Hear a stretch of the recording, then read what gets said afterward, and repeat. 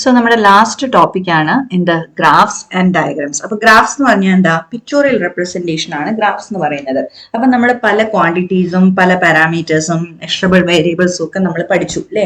അപ്പൊ നമ്മുടെ കയ്യിൽ മാർക്സ് ഉണ്ട്, സബ്ജക്ട്സ് ഉണ്ട്, അങ്ങനെ പല കാര്യങ്ങളും കുട്ടികളുടെ റിലേറ്റഡ് ആയിട്ടുണ്ട്. അപ്പൊ ഇതിനെല്ലാം നമുക്ക് പിക്ചോറിയലി റെപ്രസെന്റ് ചെയ്യാൻ പറ്റണം അല്ലെ.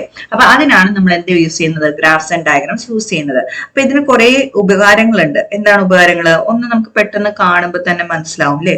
അപ്പൊ വിഷ്വൽ ആയിട്ടുള്ളതിന് ഒരു നല്ല ഇമ്പാക്ട് കാണും. പിന്നെ നമുക്ക് പെട്ടെന്ന് കാര്യങ്ങൾ അതിൽ നിന്ന് നമുക്ക് കൺക്ലൂഡ് ചെയ്യാൻ പറ്റും. പിന്നെന്താ, അതേപോലെ കമ്പാരിറ്റീവ് സ്റ്റഡി ഒക്കെ നടത്താം അല്ലെ. സമയം പെട്ടെന്നൊരു ഗ്രാഫ്, നമ്മൾ ഒരു ഡേറ്റ നോക്കുന്നതിൽ എളുപ്പമാണ് എന്ത്, ഒരു ഗ്രാഫ് നോക്കാൻ അല്ലെ. പിന്നെന്താ, അതേപോലെ നന്നായിട്ട് ഇന്റർപ്രറ്റ് ചെയ്ത് കൺക്ലൂഷൻസ് ഒക്കെ കൊണ്ടുവരാനും അങ്ങനെയൊക്കെ എല്ലാത്തിനും എന്ത് നമുക്ക് ഉപയോഗിക്കാം, ഈ ഗ്രാഫ്സ് ആൻഡ് ഡേറ്റാസ് ഉപയോഗിക്കാം. അപ്പൊ അതിന് കുറെ എന്തുണ്ട്, അഡ്വാൻറ്റേജസ് ഉണ്ട്. ഓക്കെ, ഇനി പലതരം ഗ്രാഫ്സ് ആണ് നമ്മൾ ഇവിടെ പഠിക്കാൻ പോകുന്നത്. ഫസ്റ്റ് വൺ ആണ് എന്ത്, ബാർ ഡയഗ്രാം എന്ന് പറയുന്നത്. അപ്പൊ ബാർ ഡയഗ്രാം എന്ന് പറയുന്നത് എന്താണ്, ഡേറ്റയെ തന്നെ റെപ്രസെന്റ് ചെയ്യാണ്. എങ്ങനെ, ഈ ബാറുകളായിട്ട്. അതുകൊണ്ട് അതിനെ ബാർ ഡയഗ്രാം എന്ന് പറയുന്നത്. അപ്പൊ ഈ ബാറുകൾക്ക് എന്തുണ്ടാവും, പല ഹൈറ്റ് ഉണ്ടാവും. ഓക്കെ, ഡിഫറെന്റ് ഹൈറ്റ് ആയിരിക്കും. അപ്പൊ അവരെങ്ങനെയാണ്, വെർട്ടിക്കൽ ആയിട്ടോ ഹൊറിസോണ്ടൽ ആയിട്ടോ ഈ ബാറുകൾ അറേഞ്ച്ഡ് ആയിരിക്കും. അപ്പൊ അവരുടെ ഒന്നുകിൽ അവരുടെ സൈസ്, അല്ലെങ്കിൽ അവരുടെ ലെങ്ത്, അല്ലെങ്കിൽ അവരുടെ കളറ്, അതൊക്കെ എന്ത് ചെയ്യും, പല പല വാല്യൂസിനെ റെപ്രസെന്റ് ചെയ്യും. അപ്പൊ ഇങ്ങനെ റെപ്രസെന്റ് ചെയ്യുന്നതിനെയാണ് നമ്മൾ എന്ത് പറയുന്നത്, ബാർ ഗ്രാഫ് അല്ലെങ്കിൽ ബാർ ചാർട്ട് എന്ന് പറയുന്നത്.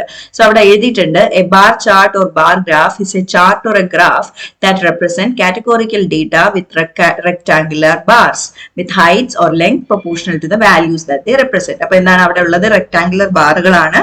അതിന്റെ ഹൈറ്റോ ലെങ്തോ എന്ത് റെപ്രസെന്റ് ചെയ്യും, അവരുടെ വാല്യൂവിനെ റെപ്രസെന്റ് ചെയ്യും. ഇതിന് വേറൊരു പേരാണ് എന്ത്, കോളം ചാർട്ട് എന്ന് പറയുന്നത്. ഓക്കെ, ഇനി അടുത്തതാണ് എന്ത്, പൈ ചാർട്ട്. പൈ ചാർട്ട് എന്ന് പറയുന്നത് ഒരു സർക്കുലർ ചാർട്ടാണ്. ഓക്കെ, അതൊരു സർക്കുലർ ഡയഗ്രാം ആണ്. അതെന്താണ്, പല സെക്ടേഴ്സ് ആയിട്ട് ഇങ്ങനെ ഡിവൈഡ് ചെയ്തിട്ടുണ്ടാകും. പിന്നെ എന്താ, ഓരോ സെക്ടറും ഓരോ പോർഷനെയാണ് റെപ്രസെന്റ് ചെയ്യുക. അപ്പൊ ഈ പൈ ചാർട്ട് കണ്ടാൽ തന്നെ നമുക്ക് എന്താണ്, നല്ലൊരു വിഷ്വൽ ഇമ്പാക്ട് ഉള്ളൊരു ഡയഗ്രാം ആണ്. അപ്പൊ ഇവിടെ എങ്ങനെയാണ് നമ്മൾ ചെയ്യുന്നത്, നമുക്കിപ്പം ഒരു ക്വാണ്ടിറ്റി തന്നിട്ടുണ്ട്. ഓക്കെ, ഇപ്പൊ പറഞ്ഞു ഒരു പല റെസ്റ്റോറന്റിൽ പല സ്റ്റുഡൻസ് പോകുന്നതാണ്.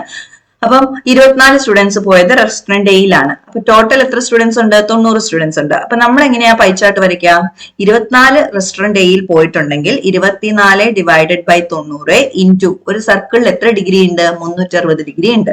അപ്പം എത്ര ഡിഗ്രിയാണ് ഈ 24 പേര്, 90 പിള്ളേരുള്ള കൂട്ടത്തിൽ 24 പിള്ളേർ എന്ന് പറയുന്നത് എത്ര ഡിഗ്രിയാണ് കണ്ടുപിടിക്കും. അപ്പം റെസ്റ്റോറന്റ് എയിൽ പോയത് എത്ര പിള്ളേരാണ്, 96% ഓഫ് ദ കുട്ടികൾ എവിടെയാ പോയത്, 96 ഡിഗ്രി കുട്ടികൾ എവിടെയാ പോയത്, റെസ്റ്റോറന്റ് എയിലാണ് പോയത്. അപ്പൊ ഇങ്ങനെ ഓരോ റെസ്റ്റോറന്റിലും പോയത് നമ്മൾ എന്ത് ചെയ്യും, നമ്മൾ ഈ സർക്കിളില് റെപ്രസെന്റ് ചെയ്യും. സർക്കിളിന്റെ മൊത്തം ആംഗിൾ എന്ന് പറയുന്നത് 360 ഡിഗ്രിയാണ്. അപ്പൊ ഈ 360 ഡിഗ്രിയെ നമ്മൾ പ്രൊപ്പോർഷണലി ABCDE ഈ കാറ്റഗറീസിൽ ഡിവൈഡ് ചെയ്ത് കൊടുക്കും. എന്നിട്ട് അത് സർക്കിളിൽ ഇങ്ങനെ റെപ്രസെന്റ് ചെയ്യുന്നതിനാണ് നമ്മൾ എന്ത് പറയുന്നത്, പൈ ചാർട്ട് എന്ന് പറയുന്നത്.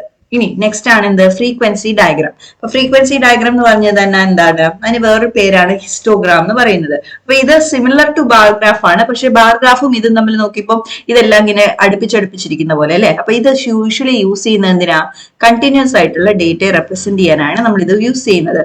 അപ്പൊ അതിന്റെ ക്ലാസ് ഇന്റർവെൽസ് ആയിരിക്കും നമ്മൾ എവിടെ മാർക്ക് ചെയ്തിട്ടുണ്ടാവുക, എക്സ് ആക്സിസിൽ മാർക്ക് ചെയ്യുന്നുണ്ടാവുക. അതേപോലെ അതിന്റെ ഫ്രീക്വൻസി ആയിരിക്കും വൈ ആക്സിസിൽ മാർക്ക് ചെയ്യുന്നുണ്ടാവുക. പക്ഷെ ഇവിടെ എന്തായിരിക്കും, കണ്ടിന്യൂസ് ആയിട്ടുള്ള വാല്യൂസ് ആയതുകൊണ്ട് തന്നെ അവരെല്ലാം അടുത്തടുത്തായിരിക്കും. ഇതിന് വേറൊരു പേരാണ് എന്ത്, ഹിസ്റ്റോഗ്രാം എന്ന് പറയുന്നത്. ഹിസ്റ്റോഗ്രാമും ഫ്രീക്വൻസി ഡയഗ്രാമും ഒക്കെ ഓൾമോസ്റ്റ് സെയിം തന്നെയാണ്. നെക്സ്റ്റ് ആണ് നമ്മുടെ ഫ്രീക്വൻസി പോളിഗൺ എന്ന് പറയുന്നത്. അപ്പൊ നമ്മളിങ്ങനെ ഫ്രീക്വൻസി ഗ്രാഫ് അല്ലെങ്കിൽ ഹിസ്റ്റോഗ്രാം വരച്ചപ്പം ഹിസ്റ്റോഗ്രാമിൽ എന്തുണ്ട്, ഇതിന് മേളിൽ കൂടെ നമുക്ക് വേറെ ഗ്രാഫിനൊന്നും വരയ്ക്കാൻ പറ്റില്ല അല്ലെ. ഒരു ഗ്രാഫെ നമുക്ക് അവിടെ റെപ്രസെന്റ് ചെയ്യാൻ പറ്റുള്ളൂ. അപ്പൊ അങ്ങനെ ചെയ്യാതെ നമുക്ക് പല ഗ്രാഫിനെ ഒരുമിച്ച് കമ്പയർ ചെയ്യണം, അല്ലെങ്കിൽ പല ഗ്രാഫ്സ് ഒരു ഗ്രാഫിൽ തന്നെ വരയ്ക്കണം എന്നൊക്കെ വരുന്ന ഒരു ഇതിലാണ് നമ്മൾ എന്ത് വരയ്ക്കുന്നത്, ഫ്രീക്വൻസി പോളിഗൺ വരയ്ക്കുന്നത്. അപ്പൊ ഫ്രീക്വൻസി പോളിഗണിൽ എന്താ ചെയ്യുന്നത്, ഇത് ഫ്രീക്വൻസി ഡയഗ്രത്തിന്റെ മിഡ് പോയിന്റ്സ്, ക്ലാസ് ഇന്റർവെൽസിന്റെ മിഡ് പോയിന്റ്സിനെ എല്ലാം ജോയിൻ ചെയ്യുന്ന ഒരു ക്ലോസ്ഡ് ആയിട്ടുള്ള ഒരു ഡയഗ്രത്തെയാണ് ഫ്രീക്വൻസി പോളിഗൺ എന്ന് പറയുന്നത്. ഓക്കെ, അപ്പൊ ഇത് ക്ലോസ്ഡ് ആയിരിക്കും, closed with respect to X axis ആയിരിക്കും. അതേപോലെ എന്താ ചെയ്യുന്നത്, അതിന്റെ എല്ലാം മിഡ് പോയിന്റ്സിനെയാണ് ഈ ഫ്രീക്വൻസി പോളിഗൺ ജോയിൻ ചെയ്യുന്നത്. അത് യൂസ് ചെയ്യുന്ന എങ്ങനെയാ, സ്ട്രെയിറ്റ് ലൈൻസ് യൂസ് ചെയ്തിട്ടാണ് ജോയിൻ ചെയ്യുക. ഇതേ സാധനം തന്നെ നമ്മൾ കർവ്സ് യൂസ് ചെയ്തിട്ട് ജോയിൻ ചെയ്താൽ അതെന്തായി, ഫ്രീക്വൻസി കർവ് ആയി. അപ്പൊ ഫ്രീക്വൻസി കർവ് എന്ന് പറയുന്നത് എന്താണ്, ഹിസ്റ്റോഗ്രാമിന്റെയും ഫ്രീക്വൻസി പോളിഗണിന്റെയും ഒരു വേറെ ഫോം ആണ്. ഇവിടെ നമ്മൾ എന്താ ചെയ്യുന്നത്, ഫ്രീ ഹാൻഡ് ആയിട്ടുള്ള ഒരു സ്മൂത്ത് കർവ് യൂസ് ചെയ്തിട്ടാണ് ഈ മിഡ് പോയിന്റ്സിനെ ജോയിൻ ചെയ്യുന്നത്. അപ്പൊ ഇതാണ് എന്ത്, ഈ നമ്മൾ ഗ്രാഫ്സ് റെപ്രസെന്റ് ചെയ്യാൻ യൂസ് ചെയ്ത പല മെത്തേഡ്സ്. അപ്പൊ അതിൽ നമ്മൾ ഡിസ്കസ് ചെയ്ത് എന്തൊക്കെയാണ്? ബാർ ചാർട്ട് ഡിസ്കസ് ചെയ്തു, അതേപോലെ തന്നെ പൈ ചാർട്ട് ഡിസ്കസ് ചെയ്തു, പിന്നെ ഫ്രീക്വൻസി ഡയഗ്രാം അല്ലെങ്കിൽ ഹിസ്റ്റോഗ്രാം, പിന്നെ ഫ്രീക്വൻസി പോളിഗൺ, അതേപോലെ തന്നെ frequency curve. So this completes ആ യൂണിറ്റ് 5. ഓക്കെ.